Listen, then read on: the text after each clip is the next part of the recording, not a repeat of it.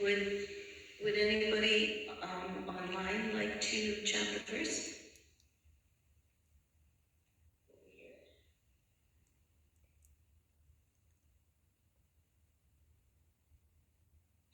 Anyone on? Yes. Yes, Prabhu, you can do it. Then I'll. Go ahead.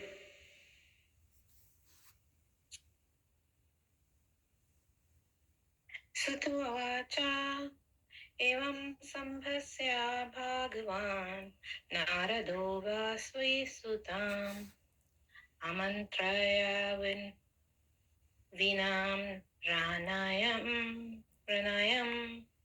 yayo yatra chiko munihi. Thank you. Anybody else? So the word for word, repeat after me. Sutaha. Sutta Goswami Uvacha said, Evam, thus, Sambhasya, addressing Bhagavan, transcendently powerful, Narada Muni, Vasavi, named Vasavi Satyavati, Sutam, son, Amantriya, inviting, Vinam, instrument, Ranayam, vibrating, Yaya, went, Yadrichitaha, wherever willing, Muni, the sage. Sutta Goswami said, thus addressing Vyasadeva, Srila Narada Muni took leave of him, and, vibrating on his Veena instrument, he left to wander at his free will. Repeat after me. Sutta Goswami said, thus addressing Vyasadeva, Srila Narada Muni took leave of him, and vibrating on his Veena instrument, he left to wander at his free will. Srila Prabhupada's purport, Srila Prabhupada Ki Jai.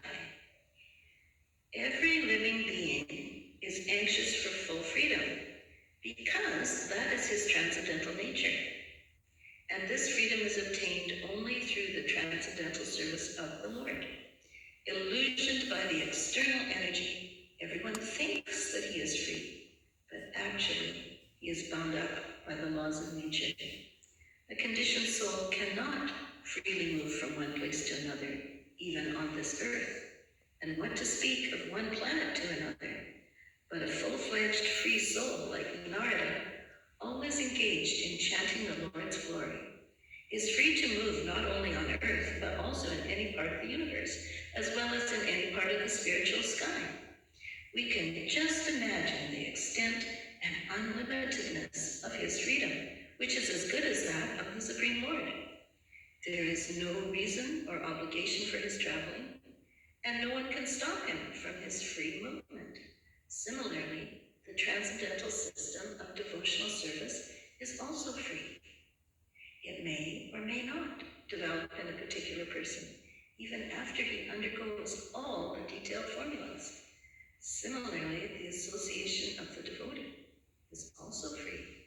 One may be fortunate to have it, or one may not have it, even after thousands of endeavors. Therefore, in all spheres of devotional service, freedom is the main pivot. Without freedom, there is no execution of devotional service. The freedom surrendered to the Lord does not mean that the devotee becomes dependent in every respect. To surrender unto the Lord through the transparent medium of the spiritual master is to attain complete freedom of life. Srila Prabhupada Ki Jai. Om Jnana Timiranda Shantananjana Shalakaya Chakshura Yogitamaya Tasmai Shri Gurave Namaha. I was born in the darkest ignorance. My spiritual master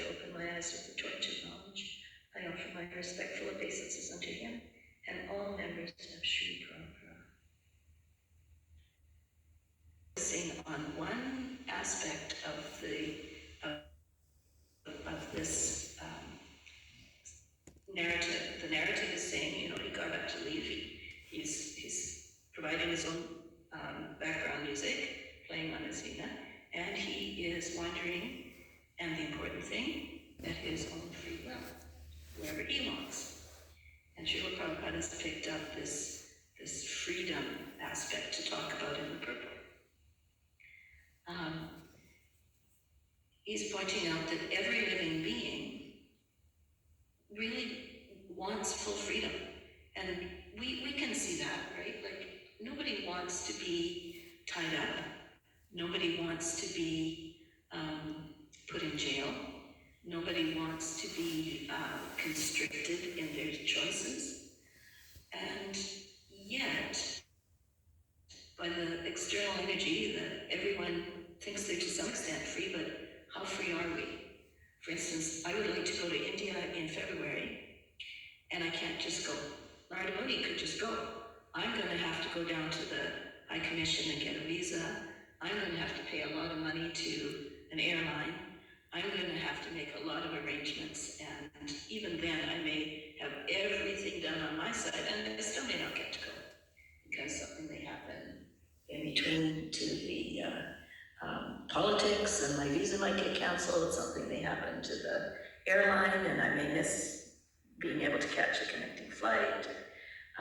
Even though I make every endeavor, I'm not completely free to do whatever I want. Of course, in Canada, I'm much more free than, in some places in history and sometimes in history.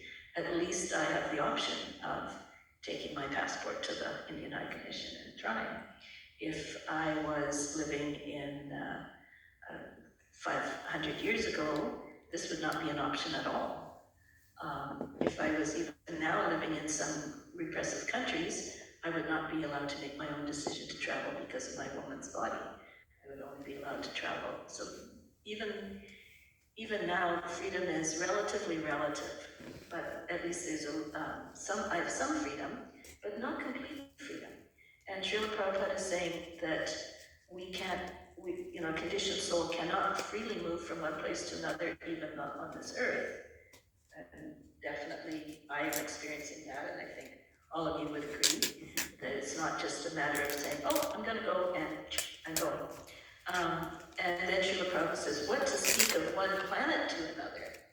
And, we know that there was a movie that came out this summer, Flying to the Moon, which was fascinating in one way because it explored the idea, which Srila Prabhupada had said, that, they didn't really fly to the moon. And the conspiracy theories around it have been rampant ever since then. And the movie, I don't know if any of you are aware of it, this movie, big mainstream blockbuster movie, famous names, which I can't remember, but starring in it. It explores the idea that just in case the launch had not worked, they would have a movie made ahead of time that looked like they were on the moon to replace it on the news items. So this is it's so interesting that this concept that Srila Prabhupada said they didn't really travel to the moon is quite mainstream now. So the idea that we could travel from one planet to another we've not developed that freedom at all, even though there's a lot of billions and billions of dollars been spent on it. So we can't travel freely from one planet to another.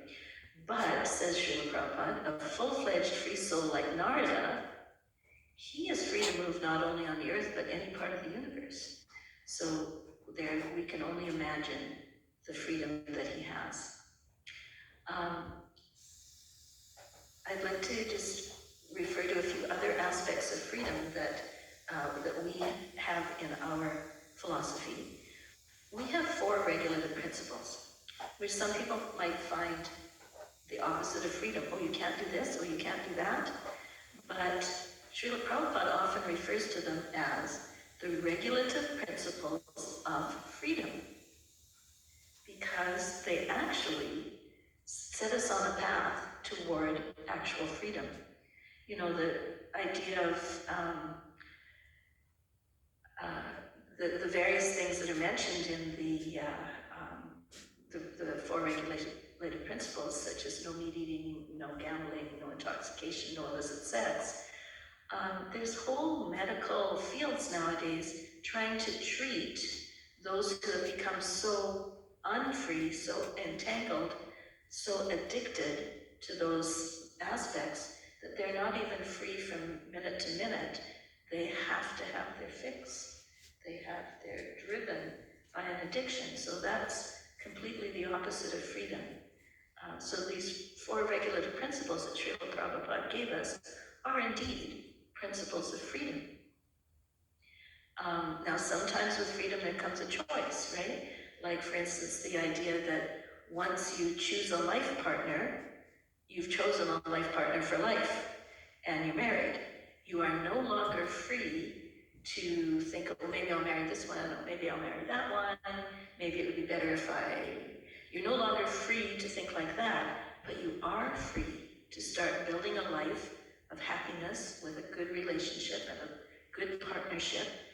And only with having made that choice to commit to somebody for life do you have the freedom to build a solid relationship.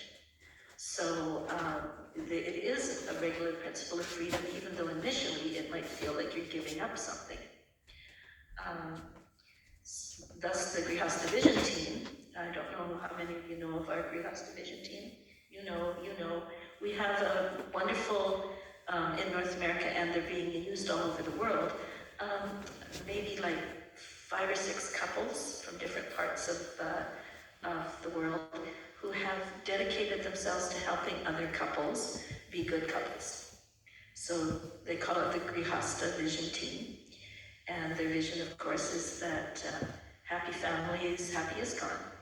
And they teach a course called Strengthening the Bonds That Free Us. So, bonds sort of mean bondage, mean tied up. But the bonds of love and affection actually provide freedom, and they teach wonderful courses in communication and in understanding each other and developing good relationships as a service to Krishna.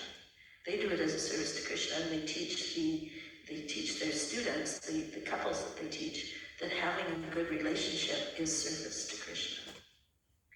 In fact, Partha will often talk about the time that Partha and Nuttama were the head pujaris here for many, many years, and they now live at Sharanagati up near Ashcroft. That's a farm village following Srila Prabhupada's ideal of simple living, high thinking. But they travel all around the world where they're invited, and especially to Russia and South America, and unfortunately we don't use them as much in Canada as we could. But they teach the idea that you have more freedom with a better solid relationship, freedom to start actually developing who you really are and finding true happiness.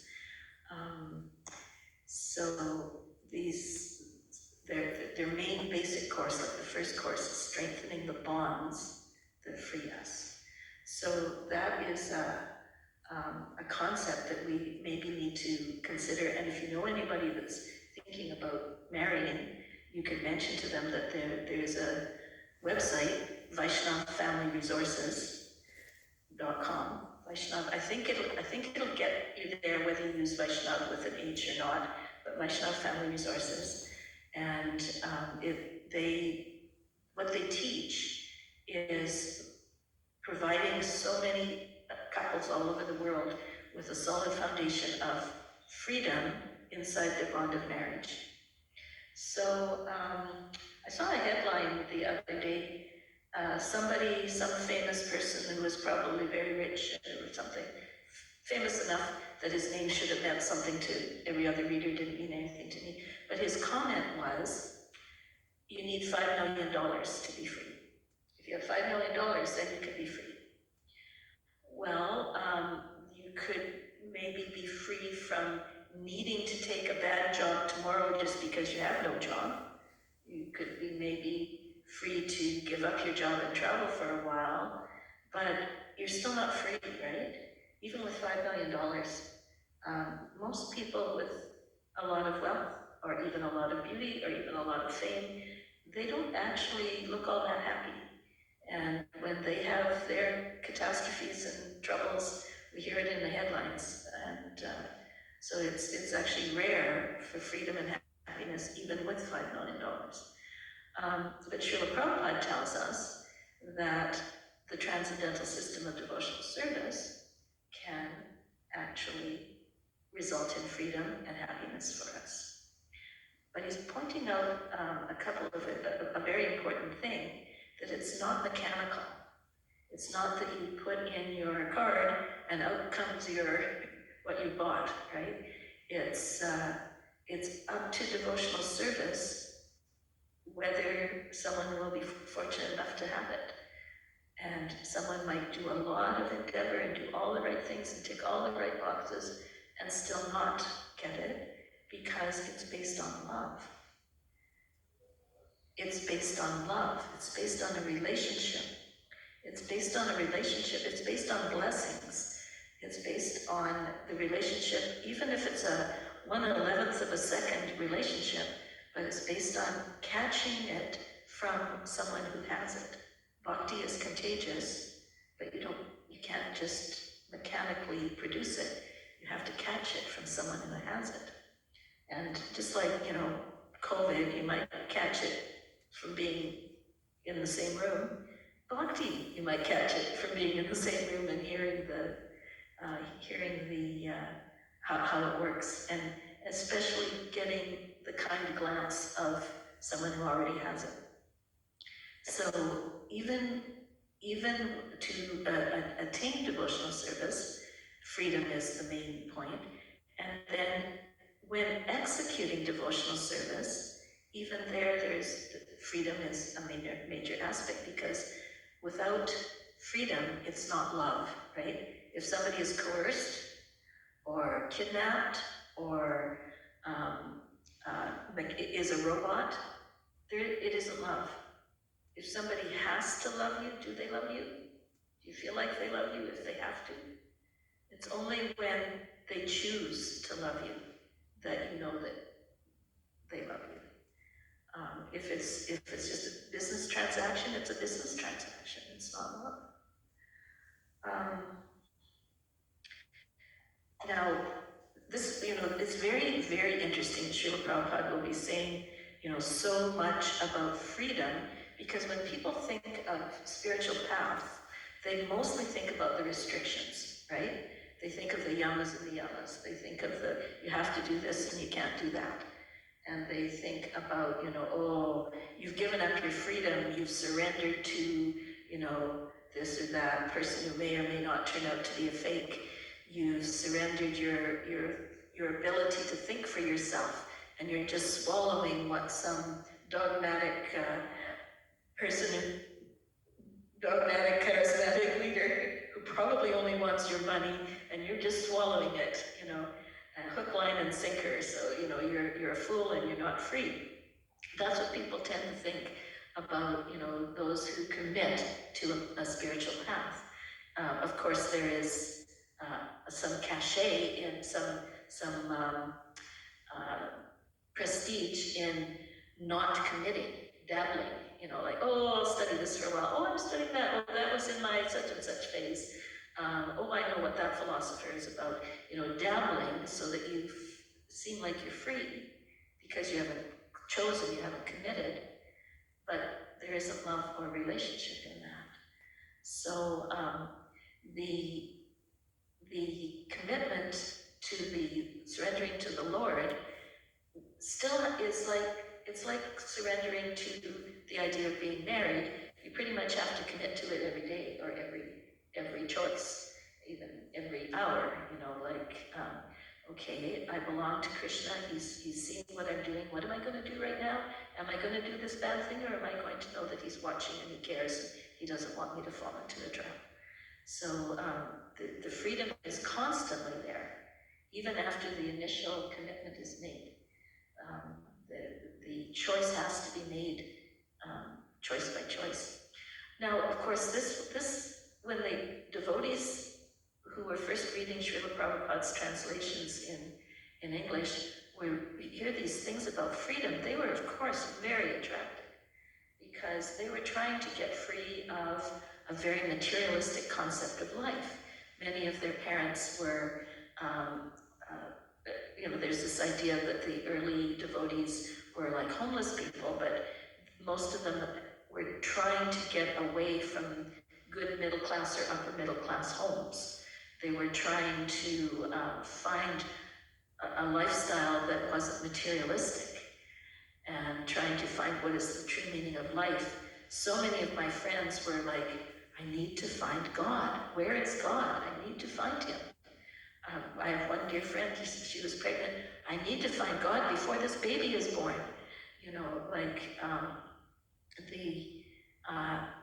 What was motivating them was to understand what's really going on with life and how they could have, as Srila Prabhupada puts it in the first line here, every living being is anxious for full freedom, because that's his transcendental nature, trying to figure out how come they wanted freedom, how come they wanted beauty, why they needed love, and how they're going to get it in their lives. So being anxious for full freedom, and of course not to have to go and fight some bad war, and not to have to just be a cog in a factory job, so many things. So this really resonated for the devotees. And there's one statement from an earlier purport in this canto. I think, oh dear, I didn't write down which exact. It's I think it's in the second chapter. But here's the purport. I wanted to read it to you, so I copied it out. Without knowing the need of the dormant soul, one cannot be happy simply with emolument of the body and mind. That means like looking after nicely the body and mind. The body and mind are but superfluous outer coverings of the spirit soul. The spirit soul's needs must be fulfilled. Simply by cleansing the cage of the bird, one does not satisfy the bird. One must actually know the needs of the bird himself. Okay, so it's, you understand that it's saying we are like the bird, we are the jiva, we're in a cage. The cage is our body. And by just looking after the body, it does not necessarily look after what's going on inside. So what is the need of the spirit soul? And Srila Prabhupada gets to that in the next paragraph. The need of the spirit soul is that he wants to get out of the limited sphere of material bondage and fulfill his desire for complete freedom. He wants to get out of the covered walls of the greater universe, even. He wants to see the free light and the spirit. And when I was reading today's purport, I was remembering that phrase really resonated for the early devotees. He wants to see the free light and the spirit. That's what we want.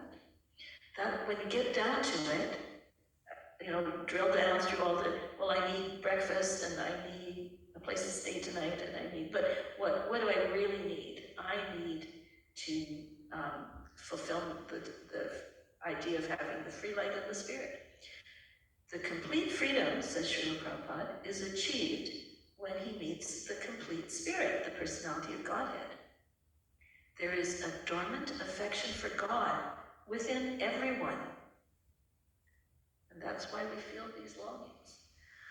Spiritual existence is manifested through the gross body and mind in the form of perverted affection for gross and subtle matter. Therefore, we have to engage ourselves in occupational engagements that will evoke our divine consciousness. This is possible only by hearing and chanting the divine activities of the Supreme Lord. And any occupational activity which does not help one to achieve attachment for hearing and chanting the transcendental message of Godhead is said herein to be simply a waste of time. This is because other occupational duties, whatever ism they may belong to, cannot give liberation to the soul. Even the activities of the salvationists are considered to be useless because of their failure to pick up the fountainhead of all liberties. The gross materialist can practically see that his material gain is limited only to time and space, either in this world or the other. Even if he goes to the Svargaloka, he will find no permanent abode for his hankering soul. the hankering soul must be satisfied by the perfect scientific process of perfect devotional service. So Srila Prabhupada was coming to explain to us how to get freedom, how to get love, how to get how to satisfy that hankering that we all have. You know, that sense of longing. Sometimes it comes when you see something beautiful in nature. Sometimes it comes when you, as a glimpse in a relationship with someone, or in what you think is happening in a relationship with, other people. And you think that, oh, other people are experiencing this happiness, and you're hankering for it.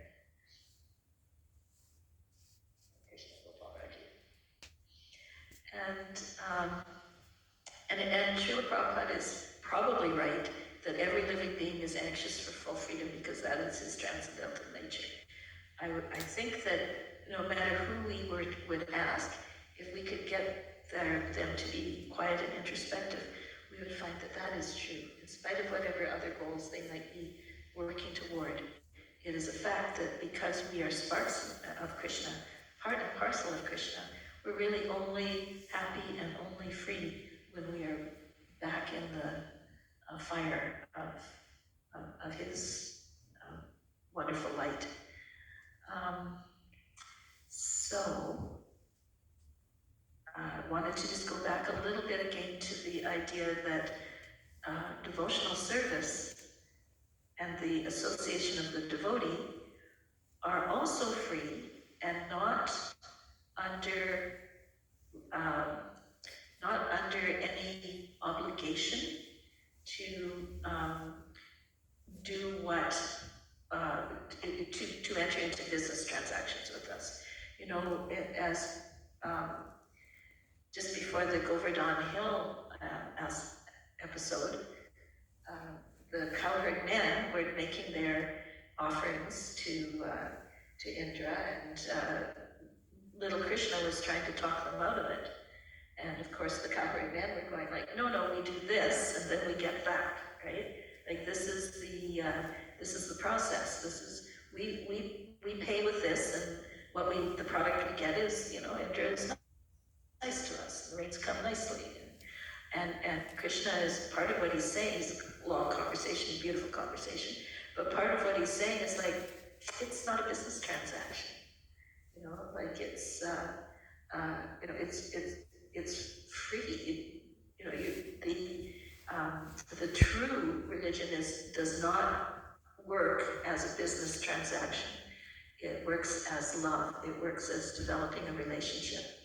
And of course, we are a long ways away from fully knowing our existing, but not fully clear to us relationship with Radha and Krishna, but we can have relation with other devotees, and that can help lead us to regain our true freedom and our true relationship with the Lord. So Srila Prabhupada finishes this purport with the statement, to surrender unto the Lord through the transparent medium of the spiritual master is to attain complete freedom of life. So a person who's on the planet with us, or at least was on the planet with us, who can actually act as a conduit, as a connector, medium. The word that Prabhupada uses is transparent medium, so that we don't, we're not stuck. There are always saintly people and, how would we say this?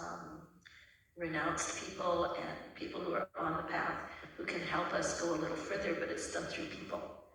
It's done through devotees. It's not done through a mechanical,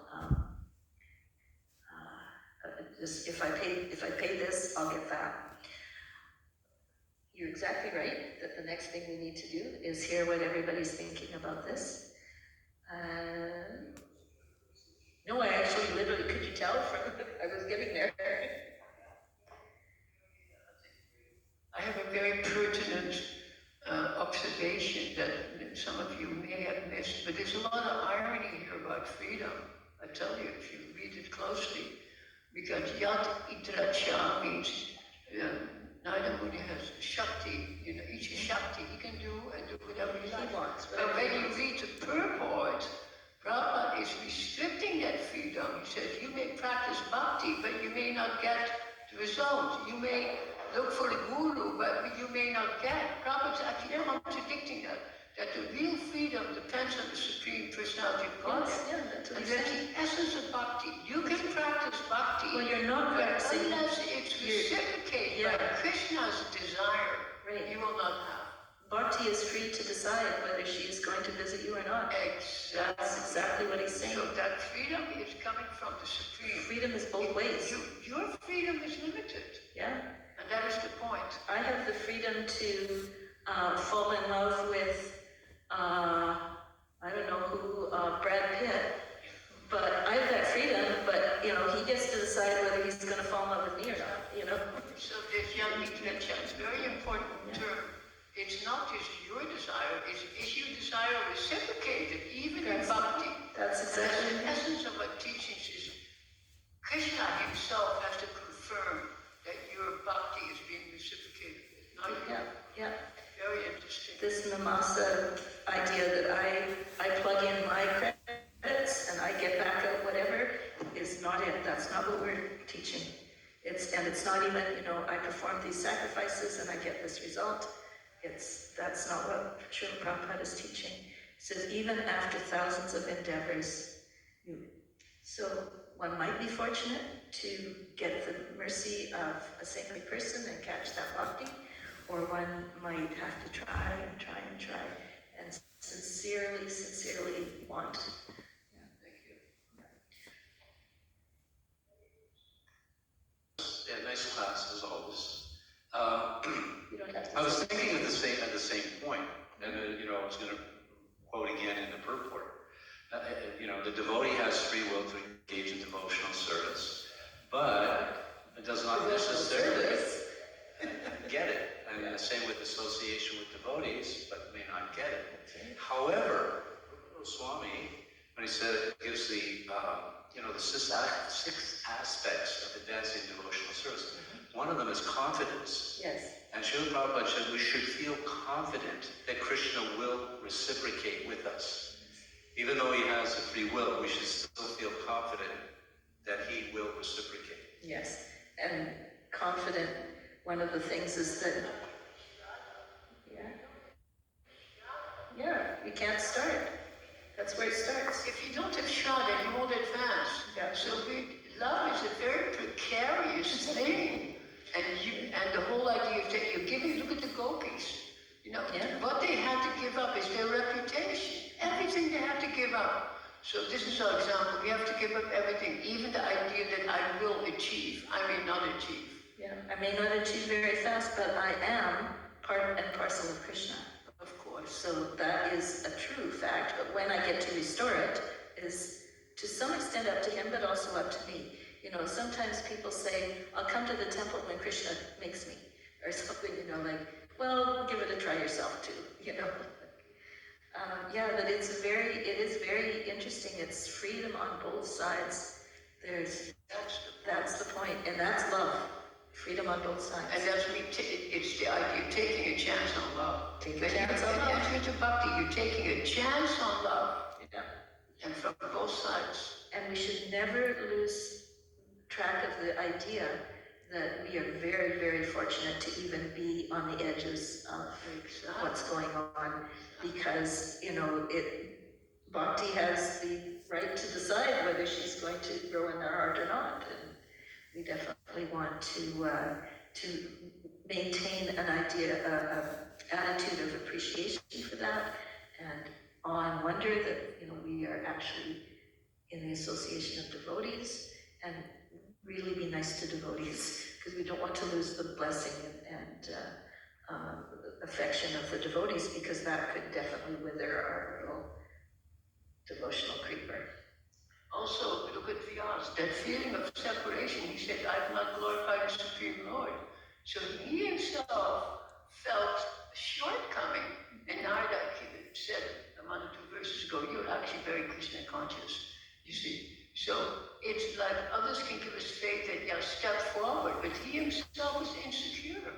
Even though we've written all the Vedas and commentaries, it's amazing, but we must glorify Krishna, and that itself gives the pleasure, doesn't it? It's higher to give than to receive. Oh, yes. All of this psychology is here, spiritual psychology. Yes. It's brilliant purport of verse. Thank you. Leelananda, anything you'd like to add?